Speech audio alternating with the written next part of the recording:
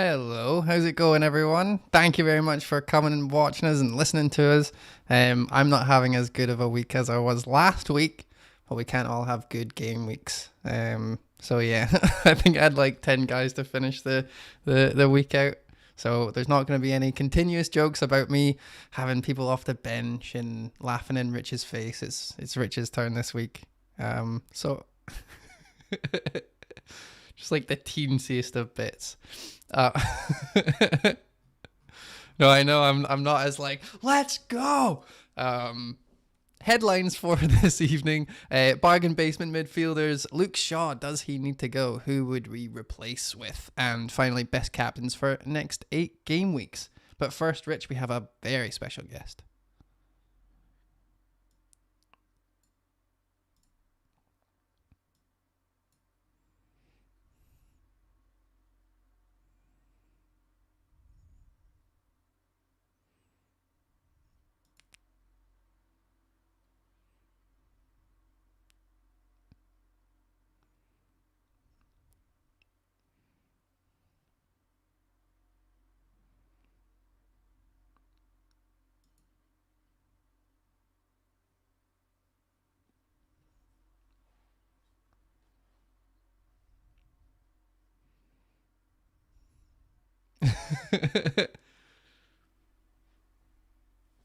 That's pretty good.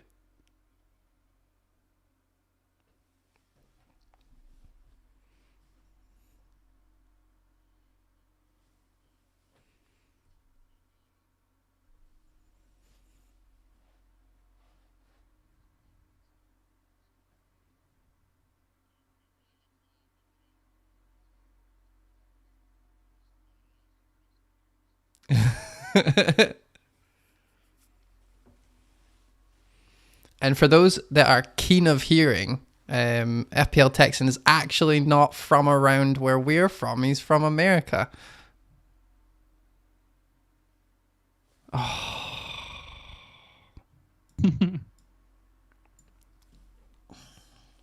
Nice one, Dave. That was not me. That was Dave. Should we do the whole intro again? Yeah, you're gonna have to. Mate, I hate this new system. It's so annoying. Right, continue. Or start again. It feels so disingenuous to do the whole start again. No, I know. We got to do it because we got to cut it. Can't believe this happens again. I can't see it. I can't see if it's muted or not. I just need to be told. It's the most annoying thing ever. Sorry, continue. Right, no, we're begin again while you hang your head in shame. We're nicely warmed up now, though. That's true. Right, go. Start again. Okay, I can't remember the date now. Right, go again. It's Monday the 20th of September 2021. This is episode 255 of the FPL Surgery podcast. My name's Rich, and we're recording this intro again because Dave forgot to unmute me. How are you, Dave? I'm doing amazing. This is like the 3rd time that the unmuted thing has happened, but I promise you I'll work on it for next time. But yeah, no, I'm doing much better now that we're doing it a second time round. We've had loads of time to prepare, and I'm gonna read the headlines out and we get it. Just move this swiftly on. Bargain basement midfielders. Luke Shaw, does he need to go? Who would we replace him with? And best captains for next 8 game weeks. But before we get to all that, we've got a guest. Because of having to do this again, it sounds very disingenuous. However, we've been trying to get this guest on since last season, and we finally got you on. So finished 4,731st last year. You may know him as FPL Texan. We now know him as Charlie. Hi there, Charlie. Thanks for joining us and having to introduce yourself again. Yeah, no problem. Like I said, thanks so much for having me on. I'm very excited to be here. Yeah, no, brilliant. And we were just saying how, I mean, last season you peaked very, very high. So you finished 4,700th. But what was your peak, your best game week, as it were? Yeah, so at one point I was 33 in the world around the game week 21 mark last season, around there somewhere. Yeah, that was the highest I got. It was just a surreal time. That's brilliant. I mean, I can't imagine what it would be like to be there, and yeah, it must be like so surreal. Were you disappointed in the end, or pleased? I mean, obviously 4,000th is incredible. No, I wasn't disappointed. I mean, it's just I didn't really try and change my game to try and preserve that top 100 rank. I just kind of played it the same way I was, and a couple injuries towards the end of the season kind of derailed it. And I mean, just is what it is. You know, you can't get everything right. And like I said, I wouldn't change any of the moves I did or anything like that. Just didn't work out. It's actually incredible. Like it's so difficult when you get up to that point to be able to kind of keep it going and make sure that like you're doing the same things and you're not overthinking everything. But then you're like, oh wait, am I overthinking it? Should I change that? And like because you're in that zone, you're totally like, oh, I don't know what to do. And then eventually, you know, you end up like just totally well, that's what happened to me. But it seems like you kind of steadied the ship and you're like, still, that's an amazing rank to get going, especially last season where everyone was like had an asterisk beside that season because of how bad it went for a lot of people. And then you're just like, yeah, balling up top 5K. It's amazing. Congratulations. Yeah, thanks so much. Dave, do you want to plug the YouTube? Yeah. I'm just looking at the entire chat. I've finally been able to go and look at it. I am so sorry. Oh, I'm gonna have to fix that for next time, definitely. I've never seen you look embarrassed before. Like, I didn't think it was impossible to make you embarrassed, and you looked embarrassed. I didn't like it. I didn't think it was. You like that? That was great. It felt really good for me too. So I'm glad you're having fun. No, I said I didn't like it. I didn't like seeing you so distressed. Yeah, no, I have no idea. It's been a long weekend. And a longer Monday. But thank you everyone who is here. We have quite a few faces, a few well-known faces around here. Thank you very much everyone for coming in. If you haven't watched it, you can watch us mute ourselves for the first 5 minutes of almost every stream. And it's a lot of fun. You can come down and subscribe to us and you get this kind of amazing content. So thank you everyone who stuck around to let us know how badly we were doing there. Yeah. So don't you worry. Anyway, let's get straight into it. So obviously we've got our weekly stats. So this week we've decided to sort the table by basically for XG for the players for this game week. So that was game week 5. I mean, top of the table, all these stats, by the way, come from Fantasy Football Hub. And top of the table this week for XG was Sar with 1.98, then Ronaldo with 1.76, and then Salah with 1.15. There's, Noble's in there. Obviously, he was only on the pitch for 1 minute and missed the penalty. that did amuse me. But Charlie, are there any things here? I know I haven't even shown you this table before, but were there any things that jump out as you as, you know, surprising or piques your interest a little bit?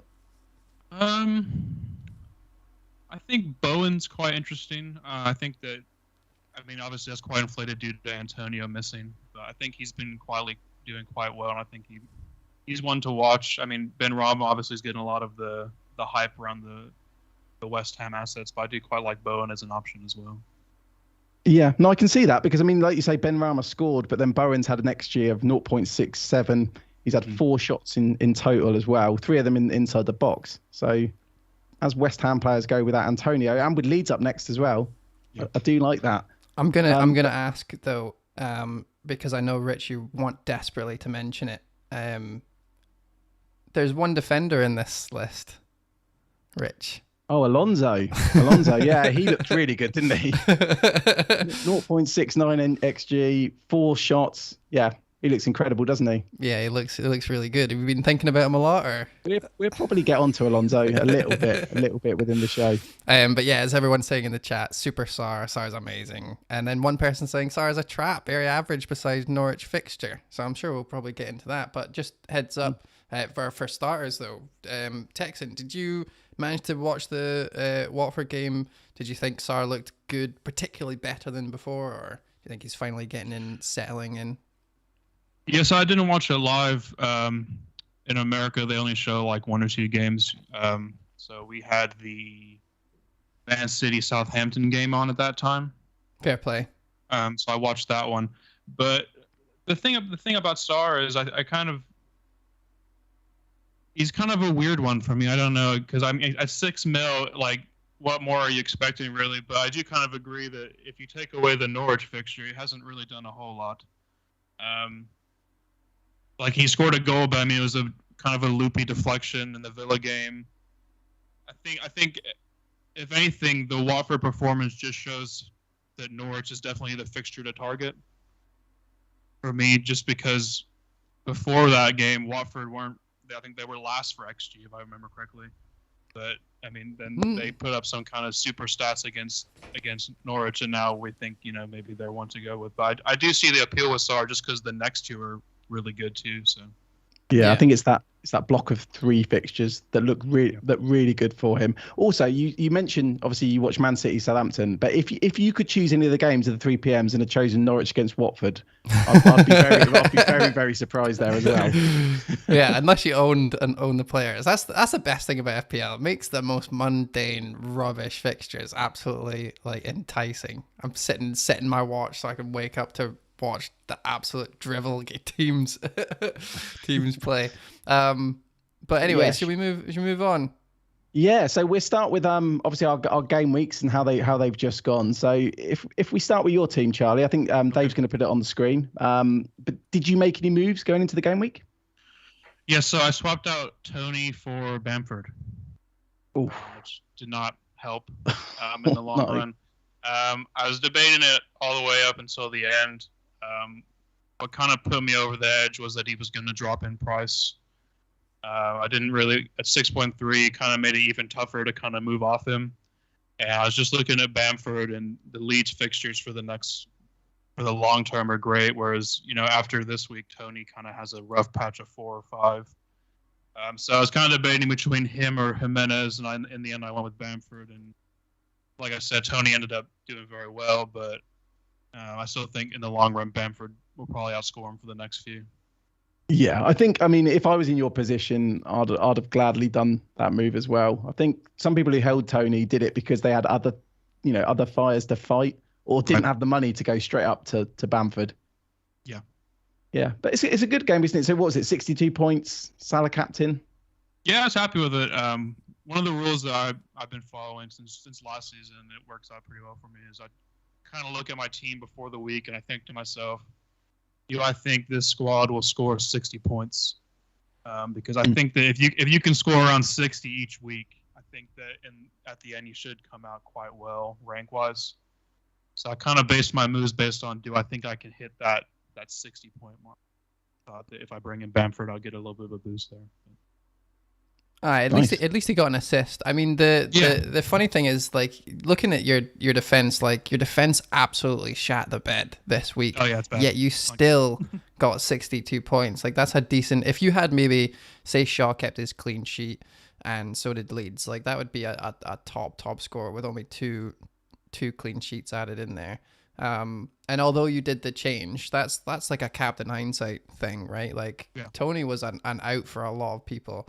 And then you see on Twitter, whenever someone gets mass sold and then they do well, it's all the, like this, or who else is holding? Oh, well, we're holders, blah, blah. And it was like, yeah, but you shouldn't have really. Like, he wasn't doing that great. But because you held, because you had other stuff to do, like Rich said, now I've got to listen to your tweets. And it's so much harder when you have a bad game week. But anyway, it doesn't matter. But yeah, well done. Just really quickly before you move on to the next team, which I think is mine, is Mount. Did you end up watching the Chelsea game? Yeah, so Mount is the issue. I brought him in last week as part of a -4 to bring in Ronaldo. With the idea that he's got Villa against Jed Steer, quite like that with him and Lukaku matching up, and then he decides to get rested. Yeah. So I was like, well, that's not good. But then I was like, okay, well, that's good. It'll be rested. It'll be ready to go for Spurs, who, even though I'm a fan of Spurs, I knew we would probably lose. But then he gets subbed at 45. And like I said, I bring him in last week with the idea that, like I said, I like the next two. And I also wasn't dead set on a wild card in game week 8. So I thought if I bring him out and I end up not doing it, at least I still have some Chelsea that I can still be okay with. But he's kind of turned into a bit of a nightmare in the midfield for me. Yeah, that's really unlucky, because I can see the logic behind it completely, because you got Ronaldo and you got that Chelsea asset in before game week 8, like you say. But yeah, he's not been good. I mean, I mainly watch him play for England, and there's been a noticeable decline in the couple of games, the last couple of games anyway. That seems to match up with what Chelsea fans are saying. Obviously, not all the Chelsea fans will slag off Mason Mount, but he's not quite been himself, has he? But Dave, if we move on to your team then. Let's do it. 58 points. I mean, to be fair, see going from that team to this team, I shouldn't be that annoyed, but it's just the everything went wrong sort of week, which a lot of people had. But I still got the captain You got more right. luck off the bench. I mean, all the luck is 5 points. Like It's my more. bench, I have 10 players playing today. And believe it or not, Cody did play. Torres didn't, which is annoying because obviously he could have been, like we were saying off air, like the Sar or Rafina or whoever. And I decided to go light on my defense so that I could kind of, bulk up that Jota Torres midfield, and they just haven't produced at all. It's been 4 blanks in 2 game weeks for both of them. That's rough. That's rough when you're spending 15 million, when all the 6 million 6.5s are doing well. But yeah, Christensen finally played for me, which was nice. Livermento, the absolute boss, getting 2 clean sheets in a row for me, coming off the bench both times. Absolute clutch. And then Bamford was my transfer in over DCL. Just a very simple, like everyone was doing it. There was nothing to even contemplate really. It was a and you know what, we talked about this maybe last game week. I've certainly talked about it on Twitter, and it's that I don't really like the way that Leeds looked. And I said it before the Liverpool game, but I kept having to remind myself during the Liverpool game that this was Liverpool. But then they kind of didn't look very good at all when Rafinha went off either, and Bamford was just kind of like walking about like, I don't know what to do now. So I still don't like Leeds, but I'm happy for all you Rafinha owners out there. I'm very happy for you. Shall we move on? Yeah, there's something I was going to say really quickly on both your teams. You both still got Antonio, so Yes. and obviously he's got a good fixture coming up. So there's good things as well. You've not got like massive red arrows off of this. Nah, I think I'm at 412 now or something. I was 360, so it wasn't horrible. It could have been a lot worse. Usually when you see a team that's like got 10 players in it, it's something has went horribly wrong. But no, I'm actually a co-host of a surgery podcast. Let's go to Rich's team. 73. Oh, Jesus. Yeah, I had well. quite a good week. I did a -4, didn't I? I have removed Antonio for Ronaldo, and my only decision to enable that was Bruno to Torres or Sarr.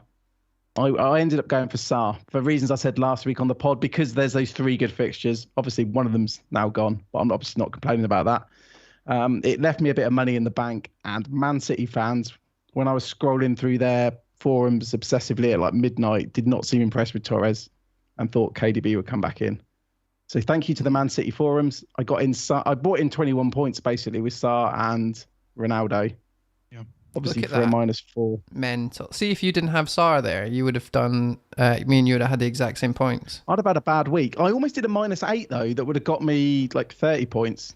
Because there were these rumours of Rafinha being injured on Friday night. I was looking at doing Webster to Rudiger for a hit, just to strengthen the bench ahead of Chelsea. So, I mean, those transfers there would have netted me like 30 odd points. Obviously, they're -8. But I didn't do that. I'm not going to complain. I'm happy with 73 points. Salah captain. Didn't get much bench jam, although Billy Gilmore came on with 3 points. Yeah. And I've done my transfer already, but we'll save that for the end of the show. You keep doing them well early. I'm I don't normally. Like last season, I was waiting till Friday, but this season it just seems I've got to move. I want to do it. Boom. Charlie, have you got anything? Can we slag anything from this teams or anything that we can see that's rubbish? You've still got Webster though. No, Webster's gone. I know. Yeah, well done. Good week. Thank you. But let's get into our first headline. So we had some questions on the Slack channel it was Jeff Pedder's question, and we decided to make it into their headline. So Jeff was basically asking for a look at the budget midfielders. So he mentioned Sarr, Gray, Doucouré, Odegaard, and Mbeumo. Then Bernardo Maldonado also said he'd chuck Gallagher in there as well. So we put together a table from Fantasy Football Hub, and obviously if you want to sign up there for a discount, you can use the link in the description. So Dave, if you want to bring that table up and we can just discuss these assets. Yeah, let's do it. I'll get them up. So I mean, Charlie, with the cheap midfielders, are there any that you're looking at? Any you particularly like? Yeah, I think the list that you just said is pretty much covers it. The only one I think not on there that I would consider is that El Yanasi guy for Southampton. Mhm. I quite like him at 5.5. I mean, you look at someone who was, if you're going to wild card around game week 8, you look at the Southampton fixture, I think they're quite appealing. They've got, I can't remember exactly who, but there's quite a lot of decent fixtures there. I would consider him. I also look at Adam Armstrong as someone that you could bring in as an enabler if you were trying to get that Ronaldo, Lukaku, Salah combination. Nice. What about yourself, Dave? Are there any that you're, because obviously you've got you've got Torres, for example. So Don't laugh when you say it. Don't. It sounded like a little chuckle there. Oh, it was just a nervous laugh for you, mate. I just want to say thank you very much for shouting out the only Celtic player on that list. It was really nice of you, Charlie. I appreciate that. Ex-Celtic. I think it's the only one. Yeah, I think it is. I should say, so for people watching, we've got a little table up on the screen. Obviously, we're going to talk our way through the players anyway, so don't worry too much about that. But for people watching, I've actually sorted by 6.1 and under, and that's purely because Saar went up in price and Saar's in my team. No, the reason I did that was Saar's 6.1, and it was specifically asked by Jeff for Saar to be compared to these players. So they're 6.1 and under. Obviously, they're over the season as well, because I mean, Noble was destroying all the stats because of his 1 minute cameo penalty miss. Fair play. I mean, it's funny because the only person that affects is Saar, really, because he's the only one just over 6. But I'm interested to see how many like, because I know Gallagher's been talked about in terms of his output for XA and his creativity, and you can see that there, 1.39, had 2 assists, big chances created was 2, but he also shot 10 times. Like that's a fair amount.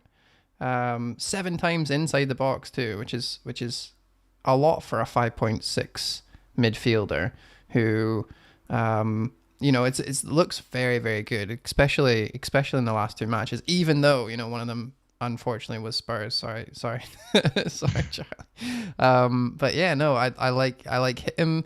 I think Saar, again, we've been talking about Norwich and how rubbish they are from that side. And like Charlie said, I'm a bit worried that it would be so easy for me to just go Torres to Saar, and then it would mean that I would have him and he would never hurt me again, and I would be able to, mop up with the next 2 fixtures. But was it really Norwich? And we won't really know. We can look at the stats and the heat maps and everything, but it's hard because it's his first time where he's really shined.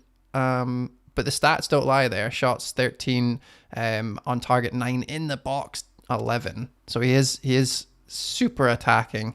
And I'm just having a wee look. It was interesting what Charles said earlier about that Watford were bottom for XG prior to that Norwich game, and I know I brought Saar in, but I wasn't convinced that Norwich are like that bad. It was more that I like the combination of Watford's next 3 fixtures, and I saw that Norwich against Watford game. You've got to think both teams need to win that. Yeah. It's almost like a good championship clash, but it's almost like 2 championship teams. I don't want to offend anyone, but I've done it. It's like 2 championship teams playing each other. They're both going to want to win. Yeah, it's a relegation battle. Like if you're hoping not to get relegated, you're going to be looking through your calendar. You're going to say, okay, we need to beat this team, this team, this team, and this team every time we face them, and then we'll be fine. And Norwich and Watford both targeted each other when doing that. That's not. And then they've got Newcastle. Then they've got Leeds. Yeah, probably the same thing. Maybe not Leeds, but Leeds now they've probably changed. Yeah, exactly. So Leeds tacticians in the chat. So sorry, mate. Just before we move on, hilariously just noticed that Traore had the most shots of all these players in this little 6.1 and under table, with 14 shots, but he also has 11 off target. That is classic Traore. I know he hit the bar, or was it the bar or the post? But you hit the bar. Do you think it was unlucky, or do you think it was just maybe it's Traore? I think it's that. I think he's not a very good finisher. It is interesting looking at stats of players like this, because obviously we mentioned Saar, and of his 13 shots, 9 of them have been on target. Yeah. Which is actually, kind of incredible when you look at someone like Souček, for example, has had the same shots as Saar, 13, but only 3 of them are on target. Yeah. So Saar is hitting the target, which is obviously quite important, if you want to be scoring. Someone else that stuck out was Mbembo. He's obviously had 12 shots, but only 2 of those were actually on target. Yeah. He's not the best finisher. Obviously, he scored at the weekend, didn't he? But it was from like about half a foot out. So that was a great pass from Tony. I was going to say that was mostly all Tony, right? I think Tony's so good that he's making Mbeumo look good. Although the runs have been class, he's very good at covering where he needs to be, and the runs, they've obviously been working well on their attacking movement, and it's paid off. But then, yeah, I mean, like Mbeumo and Sarr both getting in when they need to be in would be last week. So it's hard to look at these guys and go, oh, can they do that again? And we can talk about gambler's fallacy and how, just because he got a 15-pointer Sarr doesn't mean that you won't next week and stuff. But it's definitely going to be a difficult one for people who haven't got any of these players in and are wondering who to go down to. Because you notice how we're not talking about Gray at all, although he was on everyone's lips the last 2 game weeks. Will he stop scoring? Is he going to be the next Lingard? And he had 10 shots, so that's pretty decent. Three on target though. It's not the best, but it's not like he's been scoring consistent every tap-ins. single shot on target's a goal, as has been well touted, really, hasn't it? Yeah, exactly. So I mean, it's funny that when he gets a torrent of shots, none of them go in, but it's hard because there's been loads of people that probably had, I know you said that you were looking at Torres or Sarr and you picked Sarr, but there was probably a lot of people going, oh, should I get Jota or Gray or Torres or Gray or whatever, and they chose Gray. They chose the little guy as well, and then that didn't pay off. And they're not really different, those players. They're doing well for teams that are doing okay. They had decent fixtures and they're about the same price, and one of them did amazing, one of them didn't. So yeah, don't feel too disheartened if you didn't get Sarr in. What's interesting about this as well is obviously Sarr is slightly more expensive than these other players. So I think we've covered Sarr, but with the lower ones now, Odegaard doesn't even feature on this table. It was one Jeff mentioned. Obviously, he's only recently signed. His goal was a free kick, but he's not really putting up the stats. So I think that brings us back to the Gray, Decore, and Mbeumo, who we've talked about, and Gallagher. Yeah. So if we were to compare like those 4. What do you think? If we come to you first of all, Charlie, is there any of those? If you had to go for a 5.5, would you have like reasons to go for a particular one? I think if you're looking at it, if you needed one this week, I think it would have to be Gray, just because Everton's have got that nice Norwich fixture. I think that if you're looking for, like I said, one for this week or the week, one week after they got United, but for this week, definitely Gray or Decore, I think would be the one to go for. More long term though, I think that you'd have to look at someone like a Gallagher. I think around the game week 8 or 9, their fixtures really easing up, and we've already seen that he's able to do it against, great sides in Liverpool and Spurs. Even though we're not really, I wouldn't consider a good side, but we're definitely not a bad side. But just that we've seen him do it against these top teams, I think that once he gets these easier fixtures, it's going to be even better. Yeah, I agree. I think it's funny though. I don't know if you meant it or because you're a Spurs fan, but you said Crystal Palace's long-term fixtures, around 8 or 9. In game week 8 they have Arsenal, so this is quite funny. But yeah, so I totally agree. Crystal Palace looking good. They've got good like up and down fixtures. Like it's not like 5 or 6 bad ones in a row. They've got like a Brighton, then a Leicester, then an Arsenal, then a Newcastle, then a Man City, then a Wolves. Like it's pretty decent just to have them stick him on as a 5th midfielder or whatever. But yeah, no, I totally agree. What about you, Rich? Who are you thinking? I mean, actually, I just wanted to mention, because when you were both talking about El Nusi earlier, I was just thinking, he's 5.5. You can get to Ward-Prowse. I know he's out the budget for this at 6.4. And obviously, we know he's on penalties. In a few weeks, the fixtures for Southampton turn. So I feel like with players like that, you can get Ward-Prowse for not that much more. Whereas obviously the 4 we've narrowed it down to here, there's not really better options in the same ballpark. But I actually do agree. I know I said a lot about Elise last week, but obviously we don't know when he's going to actually be starting. So I think longer term, I would look at Gallagher.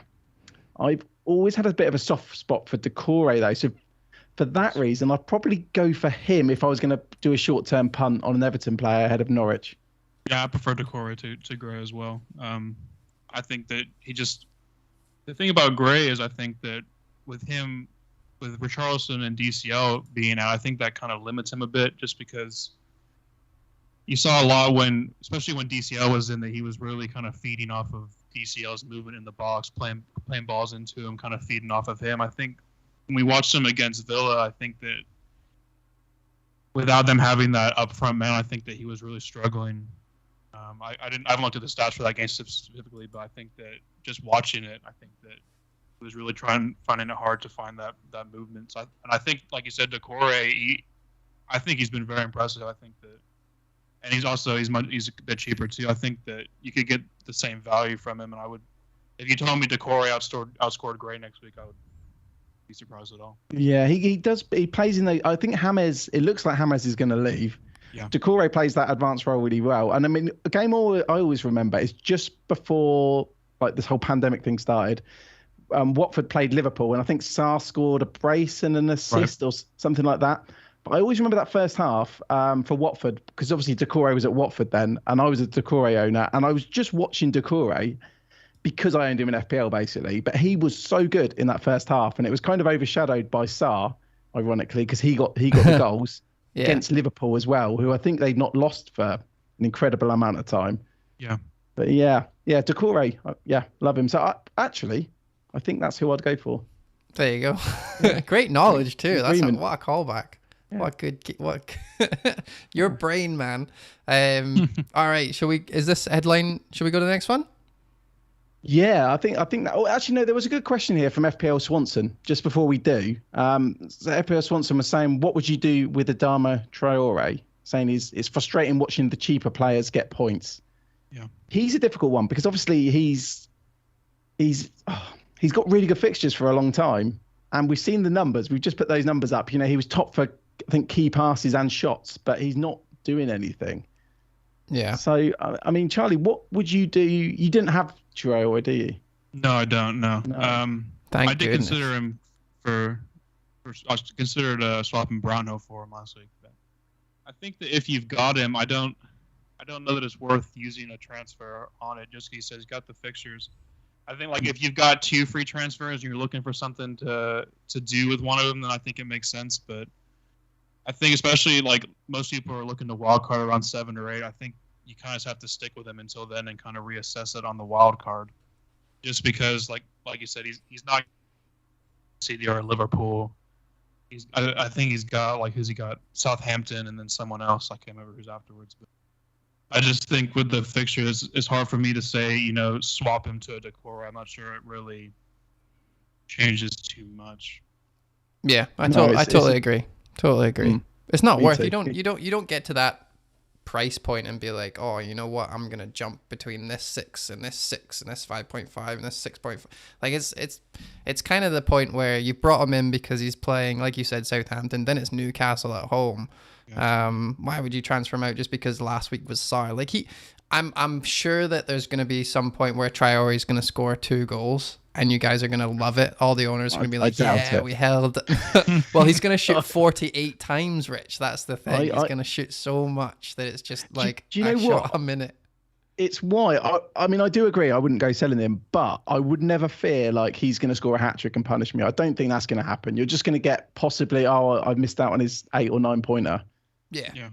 Well, he's I mean, more likely just to get an assist from a cross into Jimenez or something like that. He's not likely to score, That's the thing. I can't see you losing out on like devastating points where you're like, why on earth did I do that? Like when, on Black Box where Mark sold Torres and he hauled live on YouTube. Should we move on to our second headline? I think that was a good chat on midfielders. Yeah, our second one is Luke Shaw. Does he need to go? And who would we replace him with? Now, I think a lot of the chat around Shaw is because Man United, haven't been keeping many clean sheets.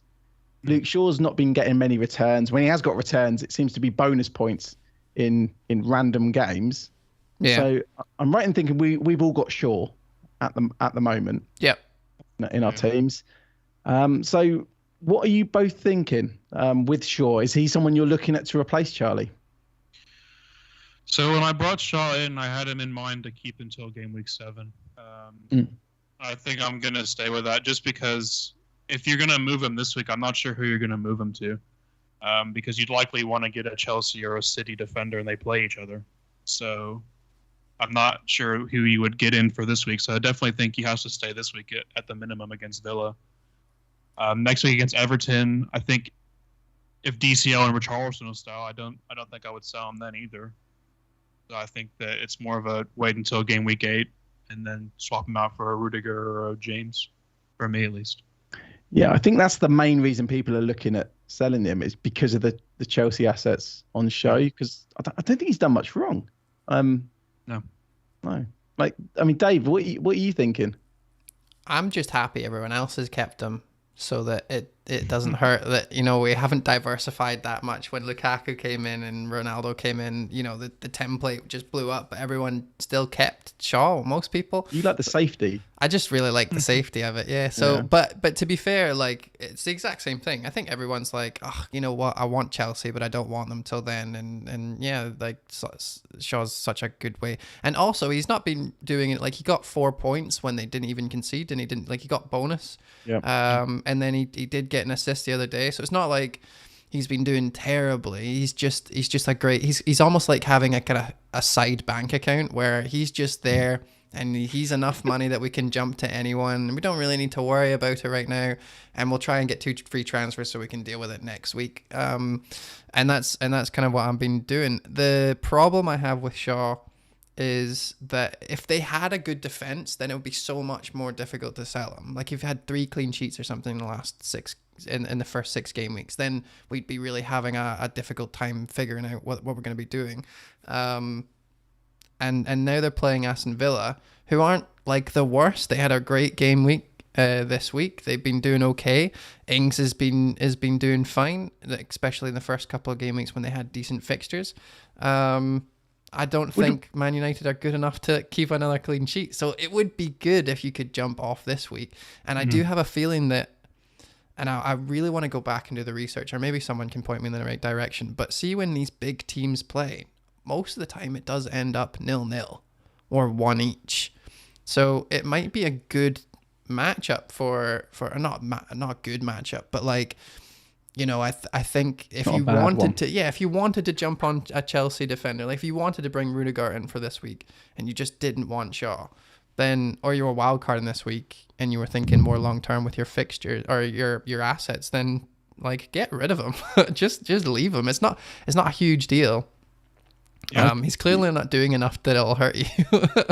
I think a lot of people, and I think this me as well, like that we want the Chelsea defenders, but we don't need them. As in, you know, we've all got this idea of where we want to be with these good Chelsea fixtures coming up. So we want to squeeze all these Chelsea defenders in. Yeah. Which obviously I want to do as well. But is losing Shaw at expense of that, you know, quite bad? Because obviously Man United De Gea saved a penalty, but the Benrahma goal was lucky.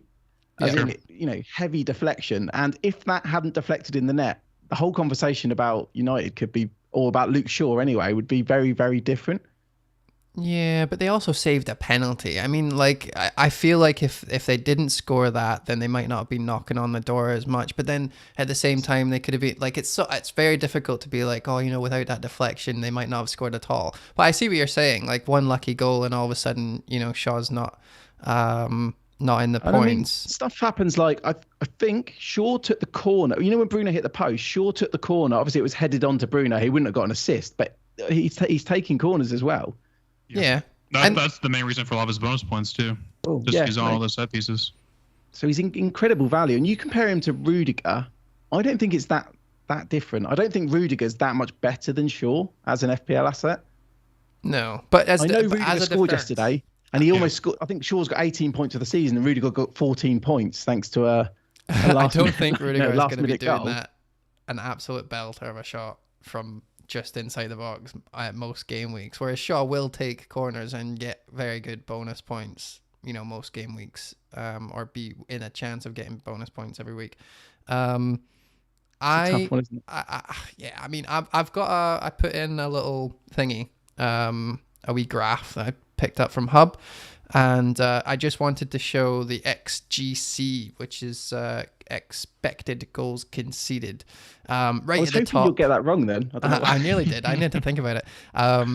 It's it's the muted thing all over again. Man City are at the very, very top, 2 expected goals conceded. Then it goes to Brentford, which are second above Liverpool, 3.8 versus 4.7. And then you get the 5s, the 6s, the 7s, the 8s, and then even down right at the bottom, you've got Newcastle at 12.4. But funnily enough, we're talking about Chelsea, and this is the reason why I brought this graph up, is because their expected goals is 6.1 and Man City's is 2.0. And I have seen loads of people talking about how, we should be doubling up in if you're going to get Chelsea. And I think it's, we're going to be talking about it later on. We've got, what Chelsea assets should we get for the 3, and, we've got 7, 8, 9, 10, 11, 12 game week. They're going to be so good for Chelsea. We should get 2 defenders. That's what we should do. It's really difficult. We can't get Mount and blah, blah, blah. But, Man City are doing so much better in defense, stat-wise, and they have decent fixtures after the next 2. And it's really difficult to pick which players, as we've seen in the past, which players are going to be starting every week. But I think it's, the exact same as Chelsea, in what players are we going to pick? I got Christensen. He's only played 1 time for me. James didn't play. A lot of people got burned this week because of that. Azpilicueta played out wide. Cancelo's played most games. We didn't think he was going to start because he played 90 during the week, and he still did and got his 6 points. I would argue that Man City might be a better choice after these fixtures than any Chelsea defense. Even though Alonso has been looking absolutely amazing. I guess I know we can talk about Chilwell. Rich, what do you think about Chilwell?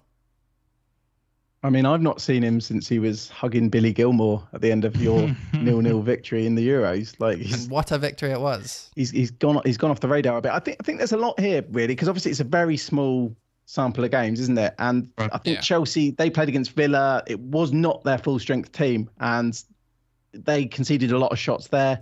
The only actual goal they've conceded was a penalty against Liverpool, where they were playing with 10 men for quite a lot of that game as well. So I wouldn't put too much stock in all this. Brentford have had some pretty easy games. I saw people saying on the Slack earlier, like Arsenal when they were ravaged. So yeah, I wouldn't pay that much attention to it. It's interesting though. I mean, Charlie, what do you make of those? Yeah, like you said, I think the Chelsea fixture definitely have to be factored into it compared to Man City's. They're much more challenging. I think, like you said, it wasn't a full strength Chelsea team against Villa, but I still think they were very fortunate not to have conceded. Many had to make 2 or 3, world class saves to keep that as a clean sheet. True. I think that, like you said, though, I don't think, for me at least, I don't think double defense for Chelsea is the way to go, just because you're looking at, if you're going to go double Chelsea defense, you're going to have to get Rudiger and James. I mean, James is a rotation risk, so maybe Azpilicueta, but then you're spending like 12 mil on Chelsea defenders that even then you're not 100% sure they're going to play every game. Yeah. Right? It's just a tough one, whereas if you go with someone like a Diaz for City, I would be shocked if Diaz doesn't start, 90% of the games. Preach. And I think that someone like Diaz, he's good for bonus so they keep a clean sheet. He's not a great aerial threat, but he's not a bad aerial threat in the box. I think that someone like a Diaz and then a Rudiger would probably be the way to go for me. So you're not saying that you wouldn't go to Chelsea defenders because you've got Mount, is it? No. Rich, he's a guest.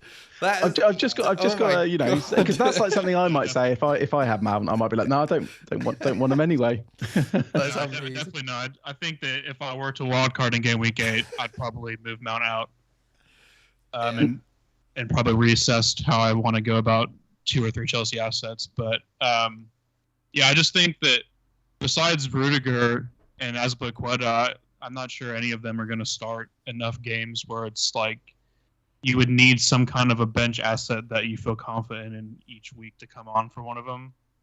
Whereas if I get someone if I go Rudiger and then like a Diaz, I feel much more confident each week that they'll play. Whereas if I get like a Reece James, I could be getting like every other game he's going to come on as like a 1-minute cameo. and then I'm kind of stuck with a 1-pointer.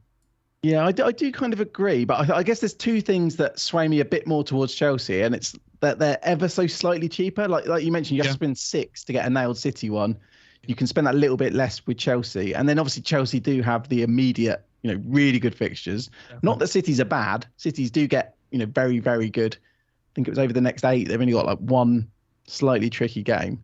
Sure. So I guess it is just getting that balance. And I think we did have a question on this before we go for the piss break.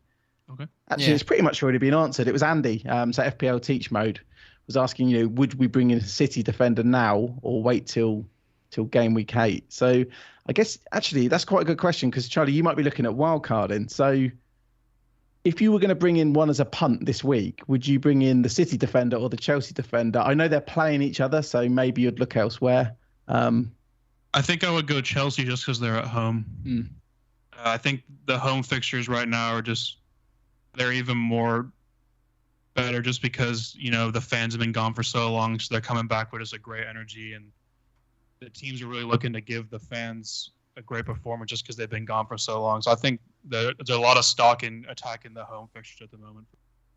Yeah, no, that's good. I mean, I've actually bought a Chelsea defender in myself this week. And obviously this is where it comes into being team dependent because I know where I want to be and I don't want to be wildcarding for a few weeks. That's the plan anyway, touch wood. So I don't think it's like an awful fix because like you say, they're at home. They've had the better of City in recent matches as well. Yeah. And it's more about the long term kind of plan. Sure. I've brought up the fixture ticker just for Andy. Man City are at the bottom because of the next 2 fixtures, but then is this sorted by attacking or defending? We can do attacking. I guess we should do defense. I always leave it on overall, but but yeah, so they're second worst then, Man City for the ticker. Then if we click on defense, and then if I move it to game week 8, which we were talking about there, City go you sort to by game week 8 till 12. 8 till 12. And or 8 Chelsea till are second top. Yeah. 8 till 12. And Man City are, they go up to third best. So, Yeah, so the top 3, Southampton, Chelsea, City, and Brentford. So there's been stuff said, obviously that table you just had up, Dave, where Brentford were quite high. Yeah. They could be one to look at. I'm not too sure myself. We will see. Well, someone like Rico Henry at 4.5. It's going to be difficult, or bring in Ayer. Just have a whole team of ex-Celtic players. Get Van Dijk in, Elianusi, Pookie. We could actually make this happen. But anyway, I'll think about that more. We'll go for a piss break, and when we come back, we'll do headline 3. Speak to you guys in a bit. Cool. Bam. Dave, right. The chat just said we were muted for 45 minutes. I bet. It's almost as bad as my game week. Not quite, but almost. So if you guys are watching in the chat, this is where we answer your questions. So piss break questions, just a bit of chat interaction. Go. And then Rich sometimes actually goes to the toilet. Charlie, if you need to go to the toilet, you absolutely can. Oh yeah, I'm good right now. Yeah, it's cool. I'll go then. Yeah, go. Oh wait, wrong one. It's funny because see when people join us as guests. Nah, that one's buggered. I'm not gonna do that one. They're like, oh wait, do you actually go to the toilet during the piss break? Like, yeah, well, that's the whole point. So for people who are listening, they don't actually hear this bit. For people who are watching though, they get to ask us anything. So if you want to go to the toilet just now. And then when you come back, we'll have questions. Okay, sounds good. See you in a bit. And it's just me alone with the chat. I might mute myself. Edward, yeah. Jones bloke. Edward, classic. Although I don't know how we're still annoyed at him, right? Let's do that. Celtic. Yeah, that's what I'm going to do while we're waiting. Celtic, ex-Celtic players. Elianusi. And then Pookie and Edward up front. We've got Van Dijk. Wanyama doesn't play for Spurs anymore, does he? Because he was decent. Well, he wasn't decent for Spurs. He wasn't decent for Spurs. I'm going to look up in the Prem.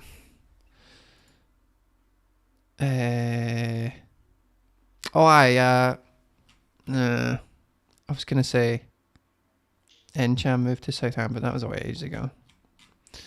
Nah, they've not really got too many. Not anymore. Armstrong doesn't even get a game for Southampton, does he? It's all about this new Armstrong.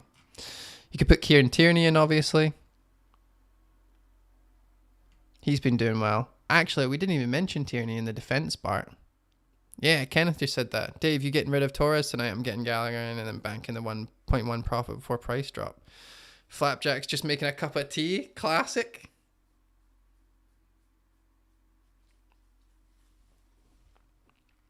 Yeah, we didn't talk about Tierney. I think Arsenal got decent fixtures. What's happening, Charlie?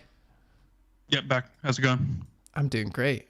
How hot is it today in your part of the world? It is right now. It's 95 degrees Fahrenheit. I don't know what that is in Celsius. I'd say like 30 something. I'm gonna find out. 35. There you go. Mate, it has never been 35 in Scotland ever. I'm actually gonna look that up. Hottest day of the year, Scotland, 2021. We got to 27. Yeah, it'll keep getting hotter. I think the hottest time of the day here is like 5, so it'll probably get about 98. That's mental. You guys actually can't live. You can't live outside. You have to stay inside. That hot. The hottest it has ever been in Scotland was recorded in 2003, and it was 32.9 degrees Celsius, which is less than it is today for you right now. It's chilly. It's chilly, but it doesn't get cold because I lived in Canada, right? And it's like two extremes. You can get minus 30s. So we'll get like a week or two in like January or February where it like gets like kind of near freezing, but not like crazy. Besides that, it'll be like 50s or 60s most of the time. Yeah, fair play. Yeah. Fair play. All I right, mean, so last winter we had the freeze. Oh yeah, Jesus. I hope you didn't vote for that guy. I seen that. It was pictures of him buggering off on holiday. That was hilarious. Yeah, he went to Mexico. How funny is that? I mean, it's not funny. It's really horrible. But from an outside perspective, it's just like if someone here did that, they'd be absolutely like lambasted. But anyway, we've got questions. Did you get your tea, mate? Got my tea. Do you put sweetener in it? Yeah, I put sweetener. One sweetener. Someone needs to tell James in the chat that it is not 2002 anymore. I'm not even going to repeat what he said. Horrible. No, it wasn't even that bad. I'm just making fun of him. Srinjoy asked me, are you getting rid of Torres tonight? I'm getting Gallagher in and banking the 1.1 profit before price drops. I probably won't be making any transfers this week at all. Normally we can convince you. I thought you might be convinced. We haven't even mentioned that Mane scored yet, but I thought you might be tempted somehow. Yeah, do you think so? I mean, I'm looking at my team right now. I don't see anyone who I would want to get out that doesn't like, he's playing Brentford. They've been doing well with defense. He's away. But I'd rather have 2 free transfers going into game week 7. That was always the plan. If I was going to wild card early, they would be to try and make sure I had that 2 free just in case. And if I did that, if I get 2 free transfers, then I could, downgrade him to someone and upgrade Shaw to Cancelo or Diaz or whatever. So that seems like a smarter thing than just... I could downgrade him just now, to be fair, and then do it next week. But every time I do that, I always, I'll downgrade someone, and then I'll need to put a fire out next week. So then I'll use the money on that fire, and then I'll get all butterfly affected, and I'm everywhere. So well, to be fair, that's how FPL works. I know, but I'd rather stick with my original plan. And you've literally described the game. It's chaotic. Yeah, but I don't. But you could play it differently. You could be like, you know what, I'm gonna actually stick to an original plan that you've got. Well, there was another question. Sometimes you don't. I mean, you don't always know the plan, do you? Like obviously Antonio being suspended last week completely changed the game for a lot of people. Obviously, people held them, people removed them with different fortunes. But should we get? You've not got 'em. Oh, where's this cup of tea before we start? It's just here in my mug. Oh, well, I didn't see the mug. Someone was asking. Kenneth was asking. He also asked how much of him was working out last week. The answer is loads, as you can tell. What you Right. laugh? Don't laugh. Let's get back into it before people start leaving the chat. Right, go for it. Go. Mate, we got more viewers as soon as I started showing the guns. And where are you doing? 5, 4, 3, 2. Welcome back. And our third headline is the best captains for the next 8 game weeks. So I thought this would be quite a good discussion. So what I did is I messaged you both earlier, and I didn't message myself, but independently we all put together a list of the captains we would most likely want to have from game week 6 up till game week 13. So over the next 8 game weeks. The results were a little bit boring, to be honest, but The results will shock you. I thought you were going to clickbait it, but you said boring instead. Let's just transition right away. I mean, no, the results you will not believe. They were shocking. Absolutely shocking. So game week 6 is the only week where we didn't all pick the same captain. Oh, that's cool. I didn't even look at it when I put it on the thing.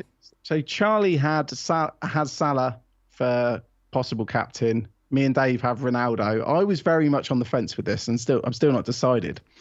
But then after that, we have all of us had game week 7 Lukaku captain, game week 8 Salah captain, 9, 10, and 11 Lukaku again.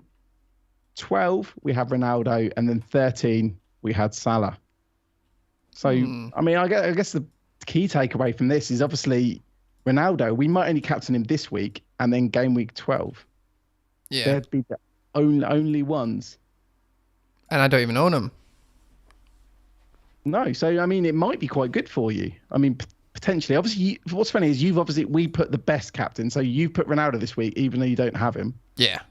Probably to save face in case you have an awful game week or something.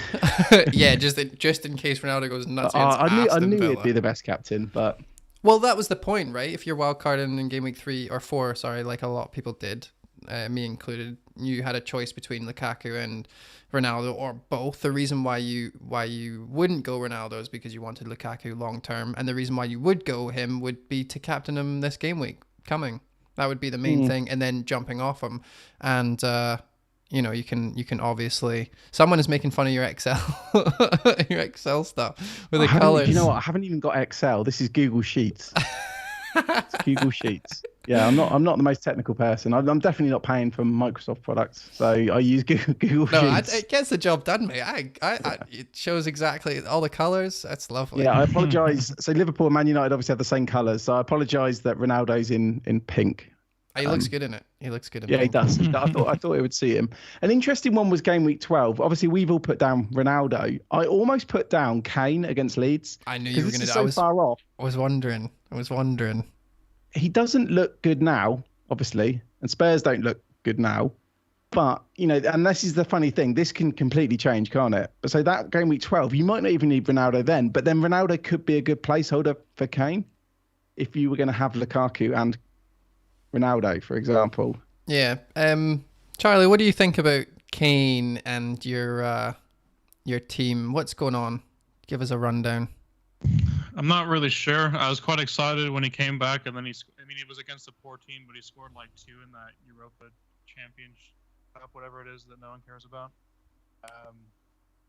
He looked like he was coming back, and he was ready for the season. And then I don't know, he's just been quite lacking the final product. I don't know. I think that Bergwijn going down was quite a big loss. To be honest, he's gotten a bit under the radar. I think he was performing quite well, and he was him and Son on the wings, and then Kane up top were looking quite deadly. But I don't know what the issue is. I think last week or the week before, with no Son, that definitely hurt Kane. Against Palace, and then the red card obviously didn't help either. Against Chelsea, I always thought we were going to struggle. I'm not sure. I don't know if he's still a bit upset about the whole transfer saga, or if he's over just a bit with him missing a lot of the preseason. Maybe that's a bit of an issue, but I'm not sure. Like you said, hopefully by game week 12 we sorted it out, though. Yeah, that would be. It's funny because obviously he's not going to look good for Tottenham, but for England, he obviously scored that wonder goal against Poland. I mean, the goal he scored when he came off the bench was a penalty. But I mean, if we base it on one strike, he looked quite good for England. Yeah, he hasn't forgotten how to strike the ball, but it seems like he's forgotten how to run about. He just looks like he's sad. It's very sad to watch too. Always cheating. Tweeted saying Kane's role in the Spurs attack is somewhere between central midfielder and decoy. To which I replied, he's a false six. Like which Kane absolutely always gets encapsulates this, though. what's good. I know you love him, right? But he has looked shocking, and I'm surprised, but happily surprised that you didn't put him in this little Google sheet Excel thing. This wondrous thing I put together. Kane always gets this. I mean, I remember the start of last season. I started with Kane. I had him tipped to be the top scoring striker, but there was so much negativity around him. He's a waste of money. He's a defensive midfielder, and constantly, I think over his whole career, he's proved people wrong. Yeah, but in the first 6 game weeks or whatever it was, first 5 game weeks, he did do well.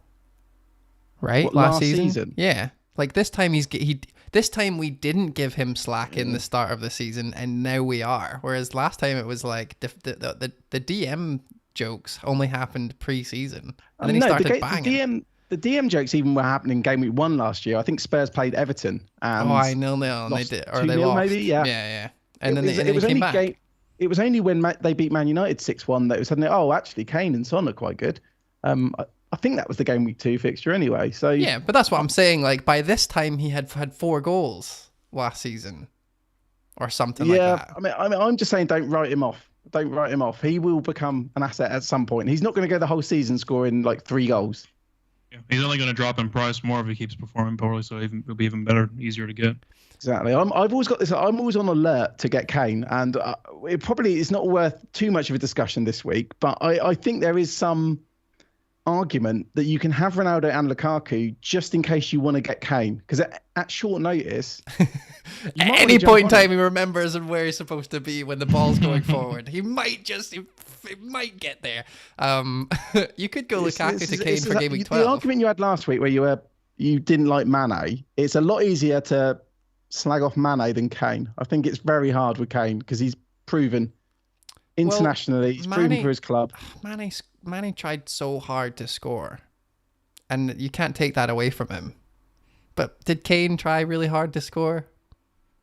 Against Chelsea. Against anyone this season. Against anyone. Anyway, we shouldn't go into Kane. I know. We shouldn't go into Kane too much. I just wanted to talk to, we've got a Spurs fan. It's always good to talk to. I mean, it's not the week 4 Spurs chat, but yeah, no, decent. I mean, you say you want to find more about Spurs, but then you're slagging off Kane. So it's not really finding more about Spurs. You're just... No, I said what's happening with the team at the very start, and then we went through it a little bit. He gave some insight in how, Son's not been playing well either. There was some decent info. I mean, Charlie, what do you think about the planning of your captains like this? Do you think that you'd be, because we've talked to people a lot this season and preseason and 8 simple rules and all that stuff, and some of them are like, oh no, I spend a lot of time, or I'll copy Mikel, or I'll do it for 2 minutes at the end. Like, do you think that, given your players just now, that you could actually stick to this 8 game week captaincy thing? Yeah, I think definitely the only one that I'm not 100% sure on is this upcoming week. I think 7 to 13 are pretty set. If I have those players, that's who I would captain. Game week 6, I think, is a bit of a toss-up between Salah and Ronaldo, and I even think Antonio is a decent option against Leeds, especially if Aileen's out. I'm not sure who's going to play center back. Yeah. So I think that game week 6 is where we'll have the most variance in captaincy. I think after that, it's pretty straightforward. Yeah, it's interesting that, because it almost makes me think if it goes to plan, I want to say, and all the next few captains, say the 7 weeks after this one, are boring. Does it make us want to take a bit more of a gamble this week? a pre-boring gamble. Antonio. Yeah, I think especially if Aileen's out, I think Antonio would definitely be a good option. I mean, he's got a rest too now, so I mean the issue with Antonio is always fitness with his hamstrings. So he'll have an extended period of break, and he's playing against a Leeds defense that looks shocking. So, yeah, I mean, he's going to be going up against Liam Cooper, and then I don't even know who else is going to be next to Liam Cooper. So, yeah. This another thing that I just thought of there is that the people who don't have Lukaku, they must look at this and be like, it's going to be really difficult, because we've been talking about on Twitter, there's a lot of chat about, people won't be able to sell Ronaldo. It might actually be easier to get both of them in because Ronaldo's not been doing poorly. He's got the highest, shots since joining and all that good stuff. So I think we're going to see a switch of, people who only have one of them trying to come up with the money somehow, missing out on, the Bamford or the Antonio and just upgrading them straight up. But do you think that is worth it, Rich, considering we've got, only one captaincy for Ronaldo after this? I mean, I think my thoughts already. If you didn't own him, would you bring him in soon? Would you bring him in for this game week, for example? Who's that? Sorry, Ronaldo. Look, so I don't have him. Would you get him? If I'd gone down the line of not having Ronaldo, which obviously I did for 1 week, I wouldn't bother. But it does depend obviously on your team. If you still got Bruno, you could consider it. Yeah. But then you could get a bit more adventurous and still maybe move him to Mane and then move Mane to KDB. That kind of thing we were talking about last week. Yeah. Have you been tracking that, by the way? How many points you'd be up if you did that thing? Oh, if I moved to Mane? Yeah, instead of Ronaldo. I'd be really down on points, even though Mane scored, because Sarr scored a brace. Oh, yeah. Oh, bloody Sarr ruining everything. I wouldn't. I'm thinking now, if someone's not gone for Ronaldo, they're probably not gonna do it. Yeah. Like, I know he had, I think it was 7 shots. This is off the top of my head. He had like 7 shots. He could have had penalties, or could have had a couple of penalties potentially, depending on this. If you ask a Man United fan, I was about to say the exact same thing. Yeah. The amount of Man United fans were raging about him dragging his leg across the box. Yeah. What is funny about this though, actually, because obviously we're going through the 3 main captains, aren't we? We know, well, Salah's missed a penalty recently and Milner played the other day, but very sure that Salah's still on penalties. Lukaku and Ronaldo, we actually don't know if they're on penalties. Would that change your mind? I mean, that really only changes this game week. If you found out that Ronaldo was on penalties, then you'd probably choose Ronaldo over Salah, right? That might sway you. But on the other weeks, that doesn't matter, really. Like, would you choose? Would you not choose Lukaku in game week 7, 9, 10, 11 if you found out? It would lower my opinion, but that sounds harsh. It would lower my opinion on them for sure. I mean, one of the big draws with Sarr, for example, last week, I know he's not a captain, is that he's potentially on penalties. We still don't know. It does increase players' values a lot, even like Ward-Prowse. And even though penalties are harder to come by, for me, it does. Yeah. If you're talking about Lukaku v Ronaldo and only one of them's on penalties, the one on penalties is the better value. Fair play. Well, I'm definitely not going to be bringing in Ronaldo, but that's because I've made my bed. Yeah, go for Charlie. Okay. I'm just wondering, are you going to be looking at going for all 3, or as in 3 premiums and Trent, or are you more likely to stick to like a 2 or? I think that I'm going to try. I'm going to try and mess with it. I don't think it's doable. I think that, especially in the defense, I think that if you try that, the 3 and Trent, you're going to have a bunch of 4.5s in there as well. So I think the decision will be Lukaku versus Ronaldo for me. And I think right now, if I had to do it, I think I would just go with Lukaku. Just because I think the fixtures are just too good to ignore. And I think that even though we don't know he's on penalties, I'd be surprised if he wasn't. Even though I know Jorginho's, he's got his penalty thing down. But I just think, you don't spend 125 million on someone to not that takes penalties and then tell him no. But to be fair though, they didn't buy him to take penalty. Like they've got one of the best penalty takers ever. I'm sure if they went, Jorginho. Jorginho's missed his last few actually. He doesn't play is the problem. So I guess it doesn't matter who the top is. If the top guy's not playing, then I'd say Jorginho's in their best 11, but he's missed his last few penalties. Like he missed the one in the final against England. I think he missed one. I think it was for Italy the other day. Are people figuring him out? He does miss. It's kind of like that thing where if people are so good at something, then everyone tries to figure out how to beat it, and then now it's not meta anymore. It's like any video game. Like he's using the MP4, and we all know how to beat that. And we use blah blah blah. They look good. They look good when he scores them, but you just wait. Like Pickford did it. You just wait, save it, done. I probably couldn't do it, but No, but the next time someone waits and he's just gonna blast it, he's gonna be like, okay, I'll just take a normal one if people keep guessing correctly. But yeah, no, good chat on that. I didn't even think about penalties when I was picking those guys, so that's interesting to think about. I don't think it'll change my mind simply because I don't have Ronaldo to like have that little dilemma in Game Week 6. But I'm sure. Who do you think, Charlie, is going to be the most captained this week? This week, I think it'll be Ronaldo. Yeah, I think it'll be close though. I think it'll be close. It's going to be close. I think it shouldn't be as close because you guys were like, oh, I don't know whether Salah or Ronaldo, but Brentford, like we've said, they're good defense. They've got good fixtures coming up. They look decent. They've held their own. Are you guys worried about that at all, Rich? Liverpool are the better attack. Yeah, I think what's I know. I mean, I don't think Liverpool are going to lose. No. But I just think who's going to score more goals, and Man United are at home. I think that's a big one as well. Yeah. It's close. It's close because I mean, I think you could do a list of pros and cons because I was thinking of this earlier and I was like, well, Man United are at home, but then Salah gets the extra point for a goal and he gets the clean sheet point. These things do add up for midfielders.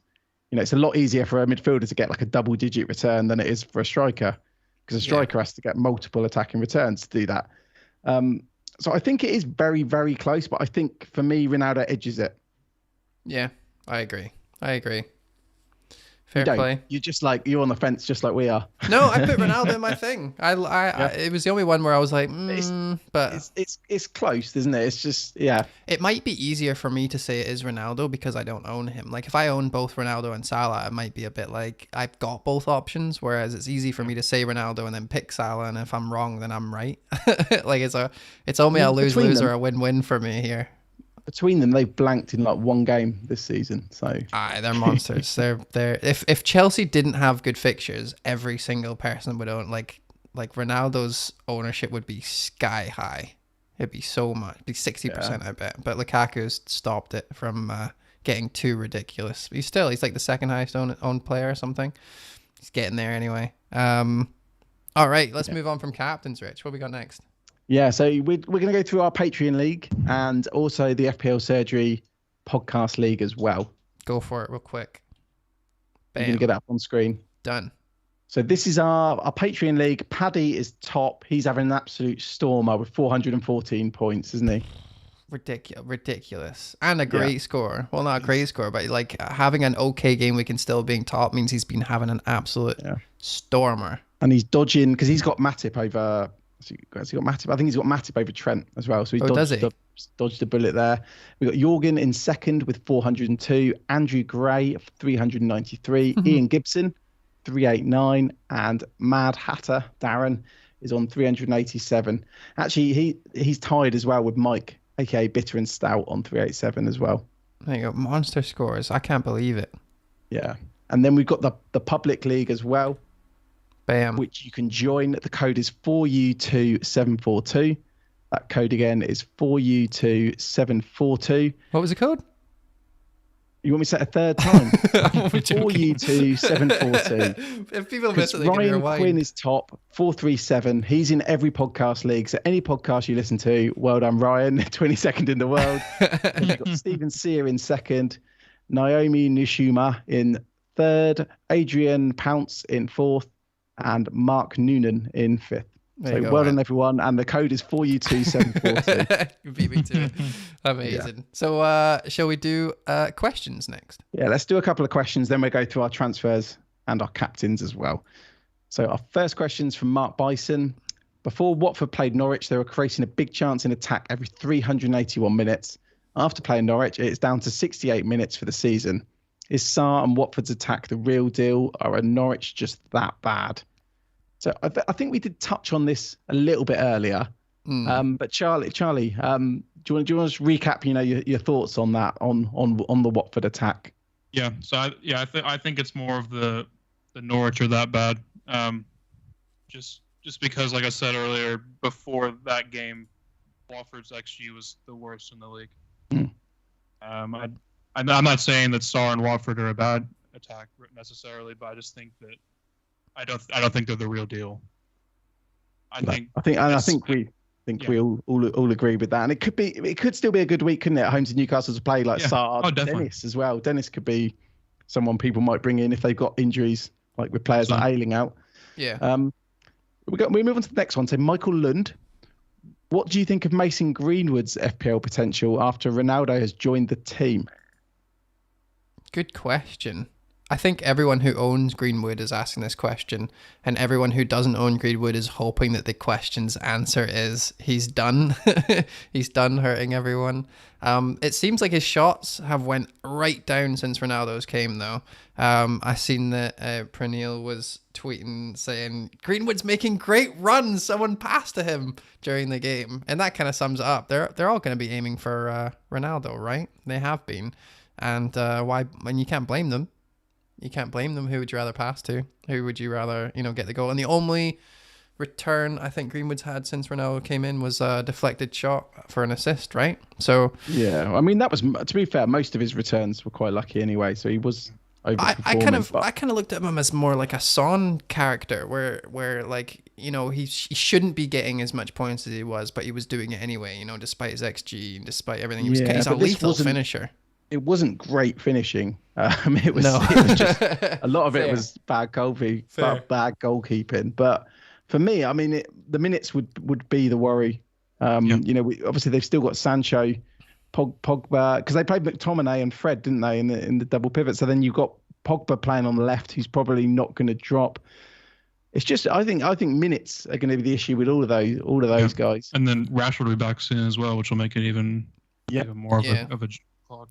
I think he's fallen on the right side of the coin because he was benched for midweek game, then he's played this game and Sancho was benched, and then they've got another midweek. I wouldn't be surprised if Sancho played and Greenwood was benched, and then he plays the next game after that. Like it's been good so that the owners have a chance to at least pivot mid-term instead of having to get rid of him right now because he was dropped last game. But even still, if he plays, like, is he the same asset as he was before Ronaldo? And that, I don't think the answer is yes. He's like Jota. He gets the same amount of points whether he's dropped or not. It's quite sad what's happened to these like 7.5 midfielders in the last 2-3 game weeks. Cheap. He's not cheap either, and I don't think he's good enough to risk. I mean, when you compare it to someone like Jota, I think Jota's got immense upside. I don't see that with Greenwood, and that's why I don't have him on my team. Yeah. Do any of us have Greenwood? No. Nope. That probably says it all. So maybe some people would disagree, but yeah, not for me. We get through. I think we got one more question that we've not currently already covered. So FPL locked in. What are your plans regarding Chelsea players from Game Week 7? Lukaku and Rudiger are by all means essential in my eyes. Who should be the third Chelsea asset? So, Charlie, if we come to you first of all, I mean, do you agree that Lukaku and Rudiger are essential, and would you add a third? Yeah, I think definitely Lukaku and Rudiger are the two that you definitely would want. The third one is, it's much more up to debate. It's, do you go the Mount route? Do you maybe even Havertz could be an option? He's a bit more expensive. He's looked better than Mount. I mean, obviously the rotation is a bit of a concern. Or do you go double defense? Do you look at a Reece James? I think Reece James would probably be the most popular third Chelsea option. But I'm also not opposed to doing Azpilicueta, or even, to be honest, I think Mendy's not a bad option. I know that spending that much money on a goalkeeper is not a great decision normally, but definitely wasn't this game week. No, yeah, definitely not this game week. But I think that. RIP to every single Mendy owner who went for him recently. It's not the first time it's happened either. I know it was. I know, for that exact same player too. Yeah. Oh, yeah. What fun that was watching everyone fail last year as well. Thinking they're clever. Look at you, how clever you now. Oh, I'm sorry. I'm kidding. No, you're good. No problem. Yeah. I think Mendy could be an option as well. Have a set and forget goalkeeper. Maybe he may miss one random game due to injury, but I think that he's fairly safe, and he tends to get quite a few save points as well. So yeah, he did actually. He looked incredible, didn't he? It was the Villa game. I think you mentioned it with the double saves, stuff like that. He did look actually really good. Do you think Kepa did a good job this week? I think he did all right. He didn't look that bad. I thought he did okay. No? You didn't have to do much against us, to be fair, though. Yeah. Yeah. I wasn't fishing for that, by the way. No, you're good. But yeah, no. What do you think, Rich?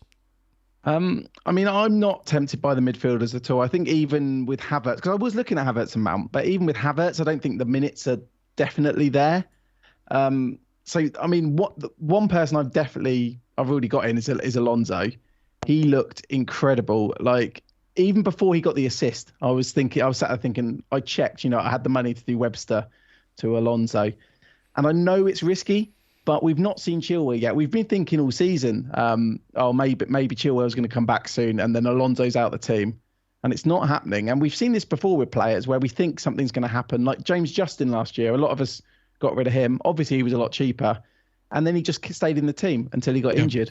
Yeah. And I feel like the upside on someone like Rudiger is so much higher than Mount or Havertz, and he costs less. Yeah. So because I'm already playing this 4-4-2 where I'm giving up an attacking inverted commas spot for another defender, I've just gone for it because I have wildcard as well. So for me, I'd much prefer Alonso to the midfielders. Lukaku is obviously a no-brainer. Rudiger feels safe, and I'm kind of tempted. But then I'm also thinking, could I go for James? Because I know James didn't play the other day, but a lot of people were saying he was robbed the other day, as in his house was burgled, and he had his medals stolen, so his England medal and his Champions League final medal as well. I was about to say, what do you mean he was robbed of a place? What are you talking about? I didn't even know that. No, That's crazy. I did hear about that. I didn't know it was his house. I think from stuff he's put on social media, he's obviously not in a great frame of mind. So maybe that's why Tuchel took him out of the team. Maybe similar to what he's doing with Chilwell, where Chilwell's not been mentally feeling that great, and he's not been playing. So yeah, there's been arguments that's why James wasn't in the team. So I think it's two defenders for me, and it's just a case of how safe you want to play it. And I feel like Alonso and James have that massive upside, but obviously you could end up with no defenders that week. As I found last season when I had three, sometimes they're not all going to play. Yeah. But yeah, decent. It's going to be fun. It's going to be fun. It's going to be fun. I'm thinking about having Christensen and Lukaku and just making sure that my bench is good enough to cover Christensen. And then if I was going to get a third one, then it would probably be Rudiger. If I had a wild card and I was doing it all again, I might go Rudiger. I might just have like an awesome defense of Trent, Diaz, Rudiger, and Alonso, and just see how that goes. And because the only person who's probably going to be benched out of them is Alonso, if it comes to that. Because I think you're right. Like, what's the point in being scared about a player we haven't seen in 6 weeks? But then on top of that, you could also, go for Kovacic. I'm just kidding. You can't do that. The amount of people who went for him and they feel vindicated right now because he got an assist. Sometimes I feel like you're looking for our reaction. So you say Kovacic, you laugh, and then you looked at us both, and we're not looking like. Oh, because you guys looked bad. I was like, oh no, I'm only joking. That's hilarious. Oh yeah, no guys, get a DM. That'd be class. Yeah, no, I think double defense and a striker. It's a shame because I really wish they could settle on some sort of midfield, but it seems like it's almost like Lukaku's he's either going to do really well or he's not going to get any points, and that all the goals are going to be shared. This is like City 2.0. I feel like we're going to be talking about them the exact, like Tuchel's going to shave his head. Yeah, that's what I'm saying. So I think it's almost the opposite. I know they won 3-0 and Lukaku got nothing. Yeah. I still feel like it's all going to go through him. Oh no, I think so too. It's kind of like, yeah, it's but the midfield I'm talking about, it's kind of like City where everyone's sharing their points. So like 1 week it's going to be Havertz, next week Mount's going to come in, he's going to get 2 assists. We're going to have to start talking about him again, and then the American's back. Like let's he's done really well. This guy's 3 goals in one game. Like we're going to talk about him. It's going to be difficult. I think it's just a stay away, like you said. Yeah, I do like the miss Alonso Pulisic. Yeah. Do you miss him? He's made of glass. He's injured like every other week. That's what he gets for stamping on fish. He looked like he was going to be, a breakout player. Yeah. Now it feels like we're just scrabbling around to find a midfielder, and that's never good for FPL. When it's a bit like with Arsenal, where you're scrabbling around to find a player, and sometimes there just isn't one. Yeah. And that may well be the case with Chelsea. But if you see Alonso and James as midfielders, risky midfielders, and I know some people don't like that comparison, clean sheets are a bonus. But when you look, honestly, Alonso, there's obviously I watched the game, and then there's these 3 minutes highlights on YouTube. And if you watch it, you would not think, if you didn't watch football often, you wouldn't think Alonso was a left back. You'd think he was the striker. Aye, so he's got that in him. He's been doing that for years. Remember when we had was it him, Mendy, and Robertson? We had the Ram. Yeah, there you go. Was that 2017? So he's been Trent there. Instead of Robertson, but yeah. You had who? I had Trent instead of Robertson. Oh, did you? Even when Robertson was better? He wasn't bad. And Trent was cheaper. And also Trent used to get subbed early. So I remember he got subbed a couple of times. Once against Tottenham, the clean sheet. He still had the clean sheet. Then the opponent scored. Oh, really? That's funny. Yeah. I like that. Anyway, yeah, we should move on, shouldn't we? We should go through our teams for the game week. All right, I've got the first one up is Charlie. You're up first. So just your thoughts, your transfers, who you're going to captain. So yeah, right now I've got on Salah. I'm still split between him and Ronaldo. As far as transfers go, I'd like to roll it if I could. It kind of just depends on if Rafinha's okay. If Rafinha were to be out, then it may force me to make a transfer. I'm also, like I said earlier, Mount is quite annoying at the moment. So if he were to get in danger of another price fall, I could just pull the trigger on him and take him out for someone. Yeah. But apart from that, I'm hoping to roll the transfer if possible. Fair play. I'm just having a look at Ben and do you know who you'd look at if you were looking for a Mount replacement?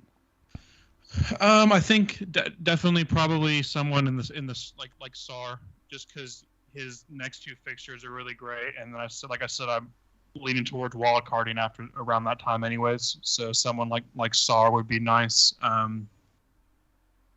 Maybe Adama, even though he's a troll. Yeah. The Sar one makes sense because if your plan was to wildcard, you've got him for the incredible fixtures, then you get rid of him for that Liverpool game. You've got Antonio and Benrahma, so you could go for Bowen if you're ahead of wildcard and just go completely triple West Ham attack. West Ham, yeah, definitely. That's definitely one to consider as well. It's just the midfield options are just like you get to like 6 and below and it's nice, but like that 7 to like 10 is just, I don't know what to make of it. This is going to be a problem because I think obviously we're all looking at quite big at the back kind of teams because we haven't got this money to spend. Once you get above Rafinha, obviously there's Jota for example, but there's not many players in that range that people are looking at. And if these players start emerging, I think it's going to cause a lot of problems because then we might have to start thinking, oh, we can't have these big players at the back, or we can't have so many premiums. Yeah. So it'll be good for the game if maybe in like 3 or 4 weeks we got some people emerging at like 9 million, like Mahrez or Son at 10. That'd be good. Yeah. I hope so. I hope it happens. Now, I mean, so Dave, what are you looking at? I'm looking at rolling. Although, if I'm going to take any transfers at all, then it would probably be Torres out and hope for the best and bring in, I don't know, who plays on that side that Norwich is rubbish at defending. Is it Gray? Do you know what? I need to do a bit of a shout out to Rich, who was on the show the other week. Not me. We had the guest Rich. Yeah, you're Rich. Richard. You mean Rich? I bought Sar in, and then he told me about that thing. He does the metric team and stuff. And he said about Norwich being weak down that side. I seen that. That was a crazy good shout, and he was absolutely right. He said it might be a good idea to bring him in just for that too. In his article that I read, who plays on that Everton side then? Same side that Sar plays. I think it might be Townsend. Yeah, I'm trying to think. What side are they weak on? They're left, so the Everton's right. Yeah, so Townsend. You're right. Townsend. Me, I could bring in. Well, I don't know. I could bring. How big brain would that be if I go Torres to Townsend, who's got Norwich, then Man United away, which isn't the best, but I've got the bench. Christensen will be coming in, and then they've got West Ham and Watford, and then Wolves, home, and then away. That wouldn't be that bad. I mean, it'd be mental, but I thought it was cool that Rich said that thing, but I've always felt like in the past I've looked at things like that, and like one time when I captained Trent, it was because Palace were weak down the left or something like that, and I think these things, they don't always work out. It's not an exact science. Yeah. So while I think it's really interesting, I wouldn't want to base transfers on it for mediocre players. No, I think the difference this time though is that not only like it's fine saying Everton are good defensively, but you know recently they've been weak down the right side, or you know I don't know, West Ham are really good defensively. However, you know they keep conceding silly corners, so get someone who's on corners for them. Like this time it's Norwich are shite, and and they're fair. particularly shite on this side of the pitch. Or maybe Sar's just unplayable. It might just be King Sar. Maybe Townsend isn't. It might be. Townsend needs to believe in himself more. I've seen that thing you mentioned. It's up to you. It's just one of those things. Like I found it really, really interesting when he said it to me, but I just don't think I'd base my transfers on it. Plus, surely Norwich are then going to think, oh, we're conceding a lot of goals down this side. Maybe we should do something about it. That's a good idea. So I should bring in Gray. Because they're going to swap all their put to that side. They're going to be watching that, and I should go for Gray. Look at bringing in Luca Dean, although I don't think he's very popular with managers the at the amount moment. of people that are hating on him is so funny. It's so sad. Like I had him in plenty of drafts this season. I didn't go with him for like one reason or the other, trying to save money in the back. But people in the chat are saying get Decore. Yeah, just go Decore. I guess you know he's on every side these days. He's looking well good. Could just go good Tell you Decore. what, though, if you sell Torres, you should probably do a match of the day stream. That's a good idea. He's the player to sell, and then do a stream. Yeah, you've got captain on Salah because obviously that's your only. Yeah. You don't have Ronaldo, so you're not gonna make any moves to go for Ronaldo. Nah, there's no point. Like, what would I do? Go Lukaku to Ronaldo for 1 week, then back? That means that I would need to leave Torres in there. It means that Jota's going to have to stay in there for longer. It means that Shaw might potentially not be able to go up to a Diaz or something. I might need to, you know, side swap him to a 5.5, and I don't get the player that I want. I really want Cancelo. I think it was Luke from Scout that was talking about him, and that like last season he only played 4 games less than Diaz or something. And we consider him to be a high risk for rotation, but you know Zinchenko's not the best player, and the other one's in jail. Like I can't see the reason why not to bring in Cancelo. Especially you know we've got 2 weeks of madness where they have hard games, City, Chelsea, and Liverpool, and then they've also got midweek games, but then they've got like a nice little block of just, you know, weekend games, and that's a perfect time for a Cancelo. So what my plan is from here, I think, is to bank the transfer and then go Torres and Shaw to a Rudiger and a someone, and then upgrade Cody to Cancelo and hope for the best. So you'll be then 4 at the back with someone to cover? Yeah, Livramento seems to be like a fine cover. I was worried about having just Livramento covering people, so that's why I got Cody as well, and it worked out last game week. But this way, I'm taking off the risk of Torres and putting it on someone who's less of a risk like Diaz. So I feel like even though it's the same City team, it's a bit more secure, getting rid of the risky players. And Livramento's been a boss, and I've got 11 points from him off the bench in the last 2 weeks. Class. Sounds good. There you go. Do you have any interest in captaining Antonio or no? Nah, I really hate doing that. I really hate because anytime I do that, it fails. Or I'll only do it if everyone's doing it. I don't see captaincy as a place to be different. I'm not that kind of guy. I was gonna say differential. It wouldn't make sense. That's why different came out. But I don't see it as a place to be different. I actually would really like, if I was going to be different, would be to captain Jota. If I was gonna be completely different. No, Firmino's back in training. I know. That's why it would be even baller or if I did that. No, I just think if I've got him and he's gonna start, then I would captain him. If I was gonna go absolutely out of my mind, but yeah, just stick with Salah. It's much easier. Do you think Firmino plays the week he's in after training? They've got the midweek fixture. I guess we'll see who's doing what. Have they not? I've seen him come on for like 20 minutes or so at the end, maybe. Yeah. That would make sense. I feel like he does tend to play in the harder games, doesn't he? They were discussing it on our Slack channel earlier, and I even noticed that Mikel with his algorithm, it seems to have. Jota's games against harder teams are much lower, as in I think he's put the minutes right down. Yeah. So I think there is some pattern there where Firmino plays the harder games. That's good to know. That's good for me, I guess. Yeah. Do you know what's funny is I don't have Jota, but I still really like him. I just couldn't get to him. I've been very lucky. People who've had Jota have been so unlucky. Oh yeah, the amount of times that he should have got the assist and then he missed that sitter, and it's just low variance. Unfortunately, I haven't been annoyed about Jota at all. But I think I brought him in for a specific amount of game weeks. I only brought him in because he was first choice. Now we're getting to the end of that tether, and it's time to say goodbye. I think he's brilliant regardless. Oh, he's a great player. It's no doubt about it. But if he's not bringing me FPL points, he can get to France. Let's move to. You thought I was going to swear there. Rich's team's up front and centre. What are you thinking, buddy? Yeah, so I've already done my move, as I've already mentioned. I had the exact money to do Webster to Alonso. I've got this 4-4-2 still, which I like. My defenders, I've got Trent, Shaw, Alonso, and Cody. Yeah. Yeah. Are you going to do any hits this week? I considered. This is when I thought about Shaw a bit more. I did consider, because something I've done here is I've used all my money in the bank. Yeah. So I had the money for my next two moves to get two Chelsea defenders. Yep. Now I've gone to Alonso. I have no wiggle room at all. So I assume Shaw's going to drop, and I assume Rudiger's going to rise, probably tonight. We're recording Monday night. So if I want to get another Chelsea defender in, it would have to be like Christensen, or it would take two moves. But I'm not going to remove Shaw. So I'm happy with Alonso. I can't see me doing any hits. I know I've gone early, and there's cup matches in the week. But I'm happy to wildcard if I need to. I just could not, it was almost like fate. I had the exact money to do Webster to Alonso, with Alonso playing like that. Yeah. I've got everything I need here, really. Obviously, my midfield last week, they all scored. So Salah scored, Benrahma scored, Sarr scored, and Rafinha scored. So it probably looks better than it is. There is a weakness in that midfield.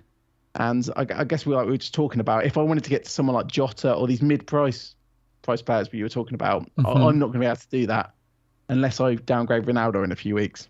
Yeah, if for whatever reason, like Havertz goes on a tear, it's going to take you two moves, and you're going to have to downgrade, Alonso or something to get him. If you were to do that, or Shaw goes straight back down to a Livermento or something. I mean, it wouldn't be super difficult, but it would still be a bit annoying. That's the thing. My fifth defender's still Eiling, so he can go down to a cheaper guy if I need to get a little bit more money out. I've still got my wild card. If I'm wrong about Alonso and it goes horrifically, I can wild card. He's easy to move to other Chelsea defenders as well. Yeah, sideways. You could even go for to Cancelo if you wanted to. It wouldn't take too much. Plus, something I've noticed with this team is normally I might try and switch around premiums a bit more, but because we're so set in, I've got the four premiums. I've got Trent, Salah, Ronaldo, and Lukaku. I'm not going to use transfers on them. Yeah. So all my transfers are going on the defenders and the budget midfielders, which is the complete opposite way to how I'd normally do it. But it's kind of fun. Yeah, it means that there's not a lot of risk because you're moving around, the smaller owned players in your team. It must be fun because look at your smiling face. Look at that smile. I was going to ask a question there. Can I mind? Oh yeah. See, because we're talking about you transferring out, the smaller players, the budget defenders and blah, blah, blah. Once you feel like you're settled, are you going to be tempted? I feel like you'd be one of the players to be tempted to go for a KDB, a Salah to KDB at some point. Even though he might not be the best captain option, but I'm sure there's some bad games in there for Salah that correspond with some decent games for City, even though the captain would be Lukaku that week. Would you be tempted to do that? No, if I was going to go for someone like KDB, I'd have done the Bruno to Mane to... Basically, there were two routes I could have gone, and I've gone for two premium strikers instead of two premium mids. So, I mean, I guess I could, if Ronaldo's ever out of favour, or as in, if I'm not impressed by Ronaldo over the harder games, I could always take the money out of Ronaldo and upgrade like Benrahma, for example. Yeah. But, with KDB, it sounds like he's going to be eased back in slowly. Fair. Yeah. No, I'm happy with the team. I mean, something could go wrong with it, but I've got the wild card. I think just trying something a bit different. It's good, mate. You're doing well. Everyone loves your team. That must have been gas. I seen earlier on Twitter. I don't remember who it was when you posted your team saying this is what it could look like with 3 premiums. And was it always cheating? They replied saying this is the best 3 premium team that I've seen. And you were all like, they said smiles. No. They said one of the best. One there of the you best. Go. Oh yeah, and Andy's humble, guys. But stuff join in a this queue. game changes so quickly. No, I know. I was going to say that actually. Yeah, The it Ben changes, and Rama it looks thing. better than it is because all my midfielders scored. If Salah hadn't scored, it's like, what the hell is this? You know? Yeah, that's true. I mean, the Ben Rama thing I was going to mention, like we always focus on one player. This week it was Sar, right? For how good they were, and if someone blanked like last week, Ben Rama wasn't looking too hot for 2 weeks in a row, and we all talked about him, leaving the teams. A lot of people even did if they were on wildcard, they took Ben Rama out, and then he got the goal and the 3 points or whatever. Do you think that we're being a bit too fickle with these 6 million guys? Like you said, we're transferring. What do you think? I'm trying to figure this out, but yeah, what do you think, Charlie? Yeah, I think so. I mean, I think some people are looking at him like they're, Salah or Bruno, where you're spending 6 million on someone. If you get an assist, I would be happy. You look at someone like Ben Rama. He didn't score in those 2 weeks, but it wasn't like he didn't play well or he was coming off early or something like that. He just didn't get a return. And people were taking him out. When you look at the fixtures next, he's got Leeds and then another good fixture, if I remember correctly. So I mean, I'm not sure what the rush was. I mean, I get that the Man U fixture wasn't good and Antonio was out, but after that, I mean, I guess the Europa was also an issue, but yeah, I think someone at 6 million. I mean, I'm not sure what more you're expecting from him. Yeah, totally agree. Rich, congratulations on one of the best teams for this week. Let's not do this. But yeah, no, I enjoyed that episode. I'm sorry about the technical difficulties at the start as well. You should be. Jesus. Yeah. Charlie, thank you so much for coming on. And how can people find you on social media, etc.? So at FPL TEXAN on Twitter. I'm always on there. I'm more than happy to answer questions at any point. Just hit me up on there. Yeah, brilliant. And you're head of mini league marketing, is that right, for FPL Connect? Yeah. So head of mini league marketing for FPL Connect. If you follow FPL Connect on Twitter, you'll probably see me tweet about the UCL banter league that I have going at the moment. So we're just running multiple leagues, little fun leagues like that throughout the season. We'll be running with various accounts. Awesome. Sounds fun. So yeah, we'll leave a link as well in the description with all your Twitter information. But thanks for joining us, and hopefully you're back up at 30th in the world before the end of the season. Yeah, hopefully. Definitely will be. Thank you so much for coming on, and thank you everyone for listening and liking the video and watching the video and listening to the pods. We really appreciate it, and we'll be back again same time, 7:30 p.m. GMT next Monday with another amazing guest. But from all of us here at FPL Surgery, Rich, up the pod.